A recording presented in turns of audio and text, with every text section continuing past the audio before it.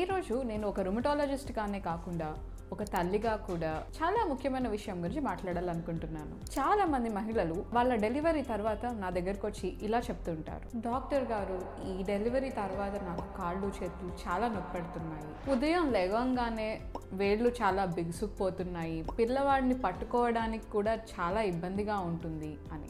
అయితే చాలా సందర్భాల్లో ఇలా బిగుసుకుపోవడం నార్మలే, మామూలే అని చెప్పి నిర్లక్ష్యం చేస్తూ ఉంటారు. కానీ ప్రతి నొప్పి సాధారణం కాదు. ఎందుకంటే కొన్నిసార్లు ఇది ఆటో ఇమ్యూన్ డిసీజ్ లేక ఇమ్యూనిటీ సమస్య యొక్క ఇనీషియల్ సిమ్టమ్స్ కావచ్చు. అసలు ప్రెగ్నెన్సీ టైంలో మన శరీరంలో ఏం జరుగుతుంది?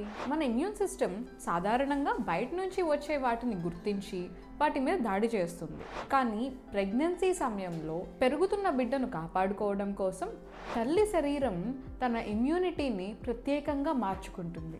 దీనివల్ల కొన్ని ఆటో ఇమ్యూన్ సమస్యలతో బాధపడుతున్న మహిళల్లో ఆ ఇమ్యూనిటీ సమస్యలు అనేది తీవ్రత తగ్గడం అనేది మనం చూస్తుంటాం. కొంతమందికి జాయింట్ పెయిన్స్, స్వెల్లింగ్ ఇవి కూడా తగ్గుతున్నట్టుగా కనిపించవచ్చు. మరి డెలివరీ తర్వాత ఏం జరుగుతుంది?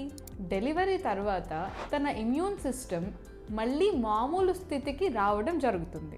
ఆ సమయంలో కొందరిలో ఆ ఇమ్యూనిటీ అనేది చాలా చురుగ్గా వ్యవహరించడం చూస్తుంటాం. అప్పుడు ఇంతకు ముందర ఉన్న ఆటో ఇమ్యూన్ డిసీజ్ మళ్ళీ పెరగవచ్చు, లేదా జీవితంలో మొట్టమొదటిసారిగా ఆటో ఇమ్యూన్ డిసీజ్ బయటపడవచ్చు. అందుకే డెలివరీ తర్వాత మొదటి కొన్ని నెలలు చాలా ముఖ్యమైనవి. అసలు ఈ ఇమ్యూనిటీ సమస్యలు ఎందుకు మొదలవుతాయి? చాలామంది అడిగే ప్రశ్న డెలివరీ వల్లే వచ్చిందా? దీనికి సమాధానం డెలివరీ ఒక్కటే కారణం కాదు. ఇందులో చాలా అంశాలు కలిసి పనిచేస్తుంటాయి.